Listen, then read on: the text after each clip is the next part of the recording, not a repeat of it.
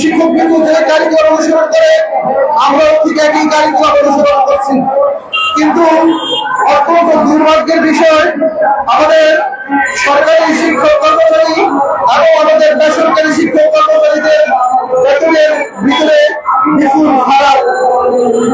তাই আমরা বিরক্ত কণ্ঠে সরকারকে আহ্বান করতে চাই, যেহেতু দীর্ঘ সংগ্রামের পরে আমাদের ছাত্র জনতা একটি বৈষম্যবিরোধী ছাত্র আন্দোলনের মাধ্যমে আজকে এই অন্তর্বর্তীকালীন সরকার গঠন করেছে।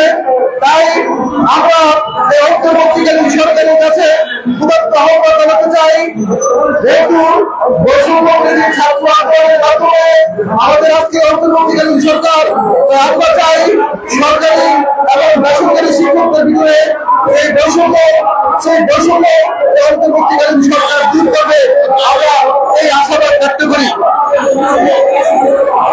সাথে সাথে সবাইকে সর্বোচ্চ অভিনন্দন জানিয়ে আমি আমার সংক্ষিপ্ত বক্তব্য এখানেই শেষ করলাম। আল্লাহ হাফেজ।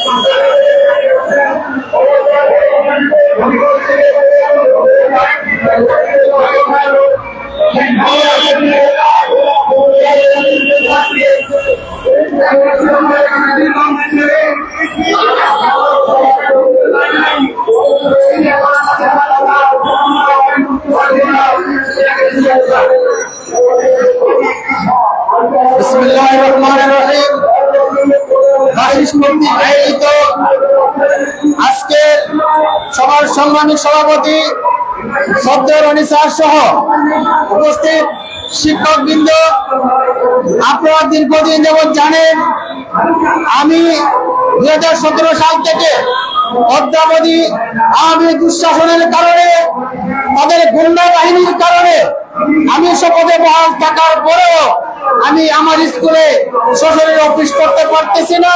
পাশাপাশি আমার এমপিও ফাইল আটকে রাখা হয়েছে। দীর্ঘ 8 বছর যাবৎ আমার 6 সদস্যের একটি পরিবার পরিজন নিয়ে চরম মানবেতর জীবন যাপন করছি। এর পিছনে বেরিয়ে দিয়েছিল তৎকালীন সময়ের এমপি অ্যাডভোকেট আব্দুল মজিদ, তার গুন্ডা বাহিনীর কারণে আজও আমি আমার স্কুলে অফিস করতে পারতেছি না।